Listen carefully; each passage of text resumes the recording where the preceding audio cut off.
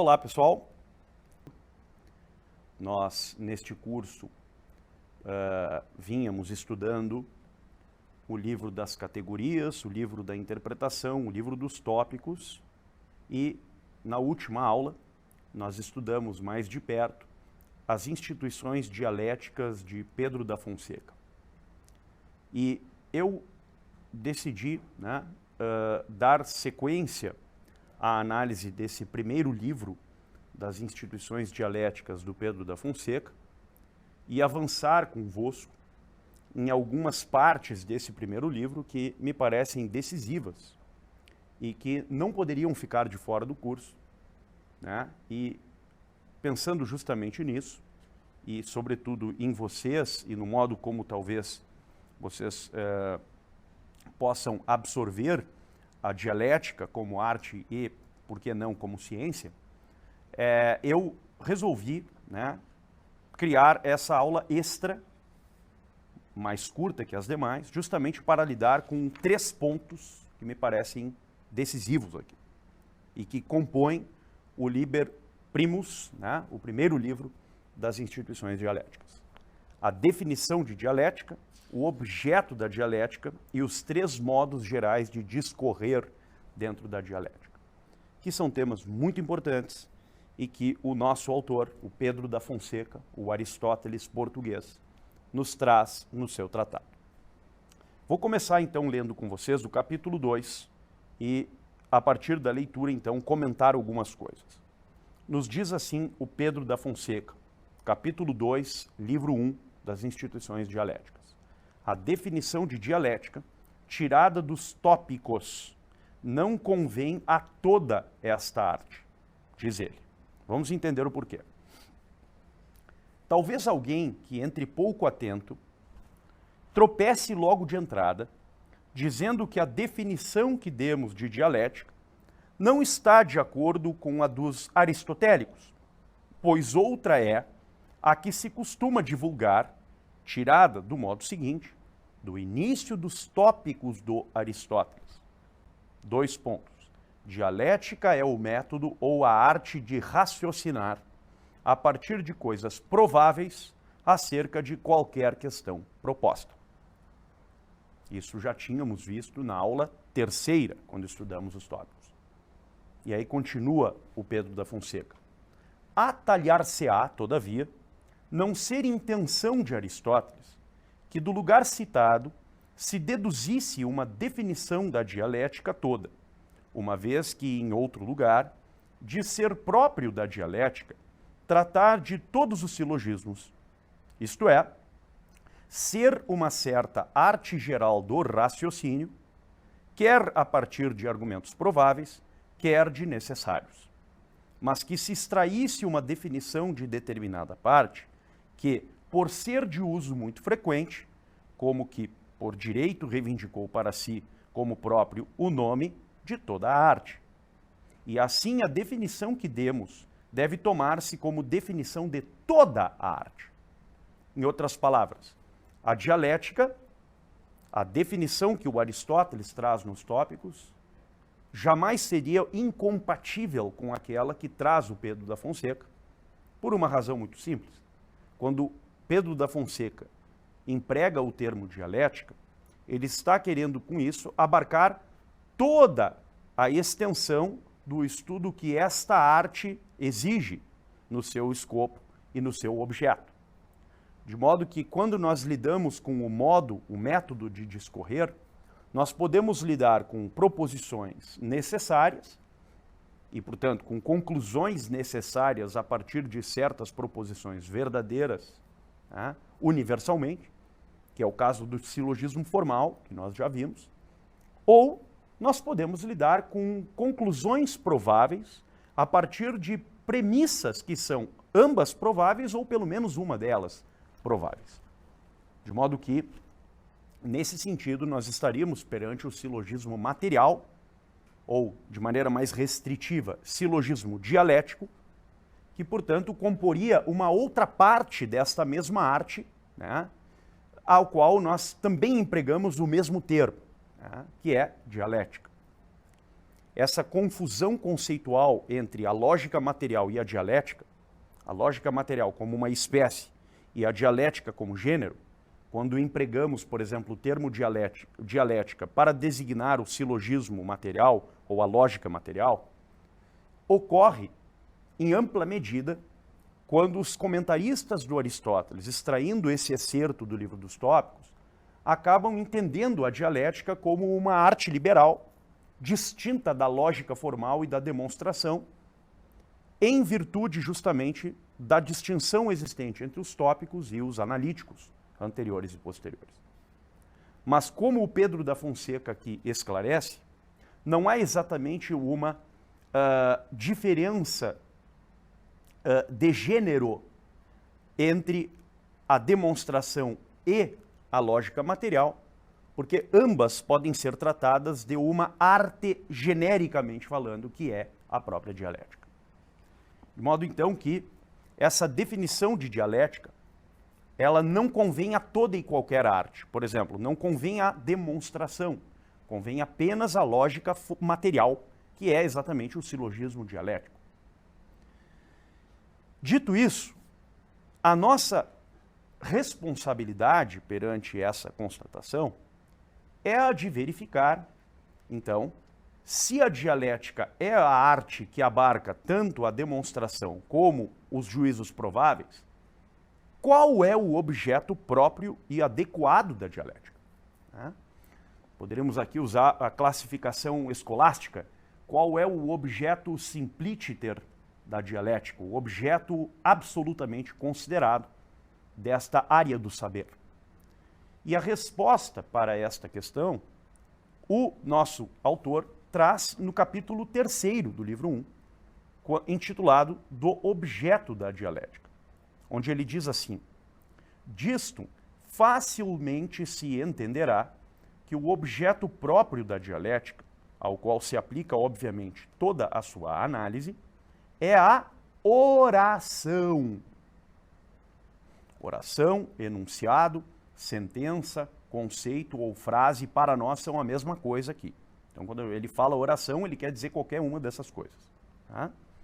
Então, o objeto próprio da dialética é a oração, pela qual, a partir do conhecido, se mostra o desconhecido. Então, a partir do que é conhecido, se mostra o desconhecido.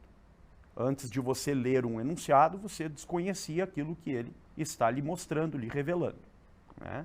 Então, o enunciado visa o quê? Tornar conhecido o que até este momento é desconhecido. Tá? Com efeito, é em transmiti-la e em explicá-la que se consome todo o pensamento e cuidado dos dialéticos, como se torna evidente pelo que fica dito. Cícero, como se tratasse de outra coisa, chama-lhe oração dos filósofos. Por esta razão, segundo penso, é familiar e quase própria dos filósofos esta modalidade de oração. E continua ele: noutro lugar, porém, defendendo a pessoa de Varrão, para distinguir da perpétua e difusa oração dos oradores, chama-lhe oração aperfeiçoada pela razão, sobretudo porque nada é tão próprio da razão como progredir das coisas conhecidas para as desconhecidas. Tá? Então, veja que interessante esta afirmação, que é trazida à tona, né, tomando-se por base duas maneiras de designação do que é a oração na dialética para o Cícero, né, no caso, a oração dos filósofos, e de outro, a oração que é aperfeiçoada pela razão, e também, de maneira implícita, a colocação do que o próprio Agostinho de Hipona traz no seu livro sobre os acadêmicos e sobre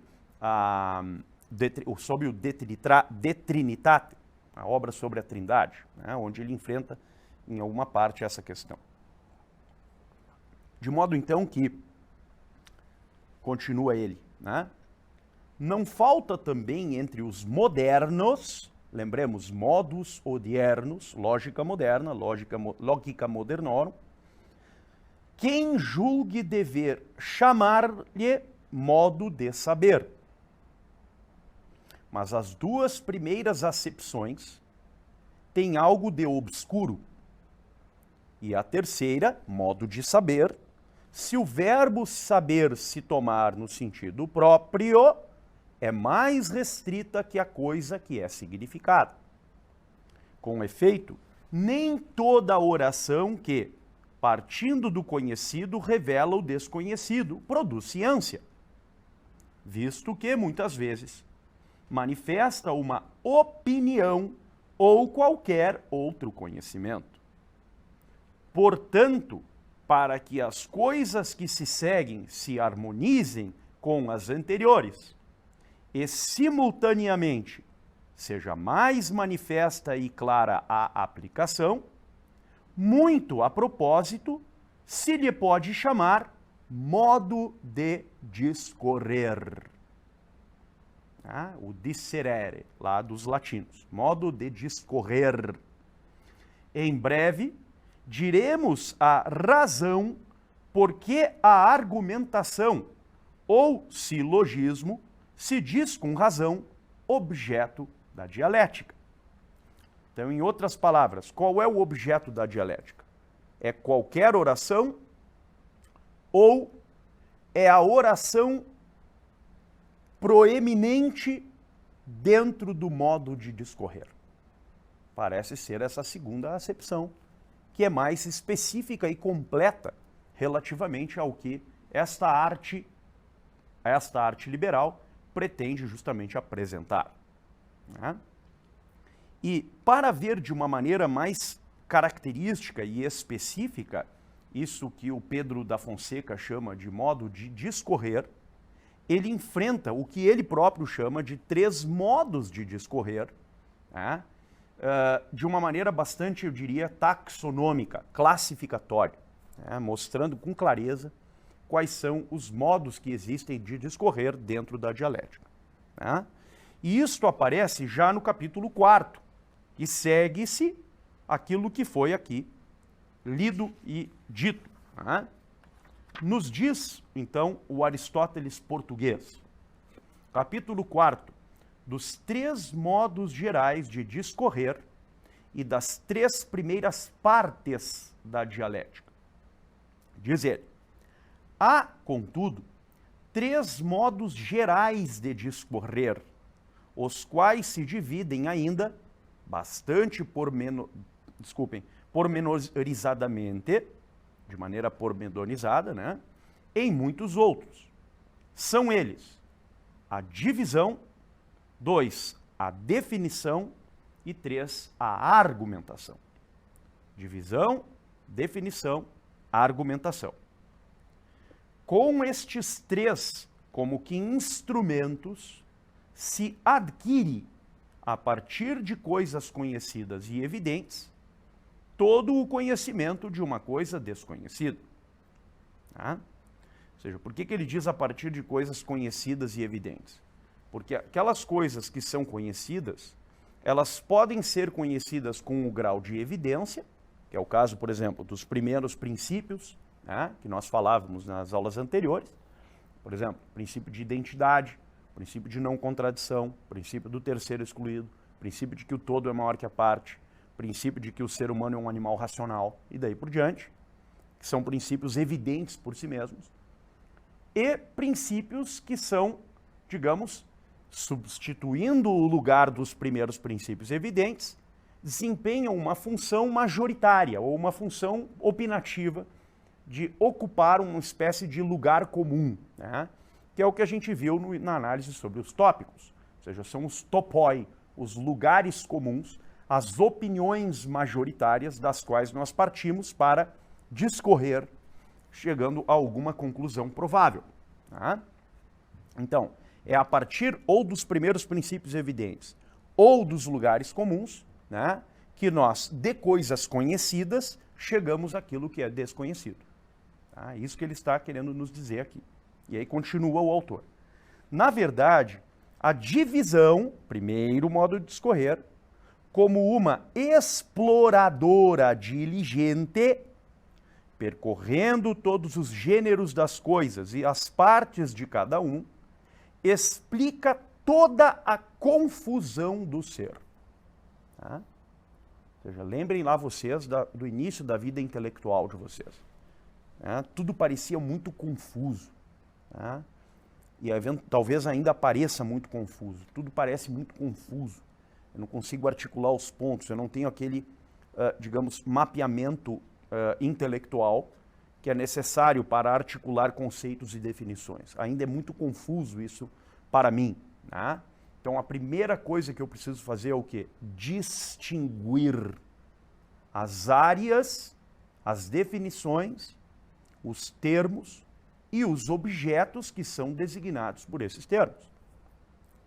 A primeira coisa que nós devemos fazer na vida intelectual é a divisão. É isso que está querendo dizer o Pedro da Fonseca, né, para nós. Ou seja, na confusão acerca do ser, a divisão desempenha uma tarefa primordial, que é condição sem a qual as demais modalidades de discurso ou modos de discorrer não poderão ser levados adiante. Tá? Então, tendo feito a divisão, em seguida, examinadas todas as coisas e como que postas diante dos olhos, como luz a iluminar cada uma delas, vem a definição, que é a segunda. Né? Definição que, ensinando o que cada coisa tem em comum com as restantes e o que lhe é próprio e peculiar, circunscreve nos seus limites a natureza de cada uma. O que é a definição? Vamos lembrar do Aristóteles. Né? A definição, o conceito, é aquilo que expressa a diferença específica entre as coisas. O que é a diferença específica entre as coisas? É a espécie. E o que é a espécie? A espécie é o objeto de uma ciência. Uma ciência investiga várias substâncias que são, digamos, inseridas dentro de um conjunto mais amplo chamado espécie. A botânica investiga as plantas. E todas as espécies de plantas e substâncias chamadas plantas que integram essa diferença específica. Ou, no caso, esse gênero. A espécie de felinos é estudada, ou como a espécie de répteis ou anfíbios, é estudada ou animais marinhos, é estudada pela biologia, em particular uma área da biologia, que é a zoologia, o estudo dos animais. E a partir dessas diferenças específicas, todas as substâncias e as diferenças específicas serão como que clarificadas pelo conceito, pela definição. Por isso, o Pedro Fonseca nos diz aqui que a definição, ela é aquilo que define os limites, né, da natureza de cada coisa, de cada diferença, de cada espécie. Ela estabelece os limites. Então, assim como a divisão é o primeiro passo do cognoscível ao ser, a definição é o ergon, a função, e também o instrumento por meio do qual esse ser vai receber uma espécie de clarificação. Que é justamente o que ocorre quando a divisão das ciências dá conta das diferenças específicas existentes. E isso só é possível justamente com a definição. E depois da definição, o que nós temos? Diz ele aqui, por fim, a argumentação, mais eficaz que as precedentes, conclui por método adequado o que, além de tudo aquilo, convém a cada coisa. Então, divisão em primeiro lugar, definição, diferença específica, e a partir da definição, a argumentação. Onde eu vou adicionando novas proposições, ou para expor e demonstrar algo com necessidade, certeza, evidência e verdade segura, ou eu vou comprovar isso mediante a adição ulterior de proposições que vão fortalecendo o grau de probabilidade da minha tese, que é o caso específico da dialética, do silogismo dialético. Tá? E aí continua ele. Destes 3 instrumentos, aqui correspondem as 3 primeiras partes da dialética. Aristóteles colocou apenas os 2 últimos no livro primeiro da Metafísica, quando disse que, aspas, toda a ciência se adquire ou por demonstração, isto é, por argumentação, ou por definição. Né? O Aristóteles diz isso lá no livro Alfa da Metafísica, né? Ou argumentação ou definição. Tá? E aí, veja como ele continua e como ele não, vamos dizer assim, na linguagem coloquial, ele não deixa barato para o Aristóteles, entendeu? Se tem que julgar o Aristóteles, ele vai lá e avalia. Né? Veja o que ele diz aqui. Embora em outro lugar não tenha negado que a divisão é um certo modo de conhecer, contudo, não acreditou, isso o Aristóteles, ser ela de tão grande importância a ponto de fazer dela instrumento autônomo de adquirir ciência. Por isso, parece tê-la reduzido à definição, a qual fornece a matéria.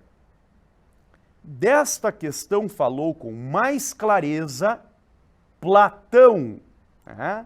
No Fedro, no Sofista e no Político. Tá? O Platão disse isso, que ele vai trazer agora. Platão, que distinguiu dos restantes a divisão como um modo diferente de discorrer. Né? Isso está muito claro no Sofista e no Político. Tá? Depois, Cícero, acusando Epicuro de ignorância, pelo fato de não ter alcançado nenhuma parte da dialética, claramente aludiu a esta mesma divisão geral dos modos de discorrer que nós apresentamos. Divisão, definição, argumentação. Já na outra parte da filosofia, que respeita a investigação e argumentação e que se chama lógica, diz ele, esse vosso autor, Cícero, segundo me parece, está o que se chama em branco, põe de parte as definições. Nada ensina sobre a divisão e a partição, nem expõe o modo de se realizar e concluir a argumentação. Depois, também Porfírio, para marcar que sua isagorré, que nós citamos na aula passada, conduz a toda a dialética, diz que ela leva não só a doutrina das categorias, dão-se nesse livro os primeiros elementos de todos os modos de discorrer, lembrem, substância e os 9 acidentes, lembremos da primeira aula e da segunda, mas também a todo o método de definir, dividir e demonstrar. Depois, até Santo Agostinho, analisando, no caso, a virtude da ordem, né? Ao falar da origem das artes, afirma que a razão, definindo, dividindo, inferindo, não só originou a gramática, como a defendeu de toda intromissão de erro, o que não poderia ter feito sem o apoio da dialética, que dera à luz como se fora em primeiro parto. É como se, ao ensinar os 3 meios gerais de discorrer, a dialética fosse arvorada em criadora de todas as artes.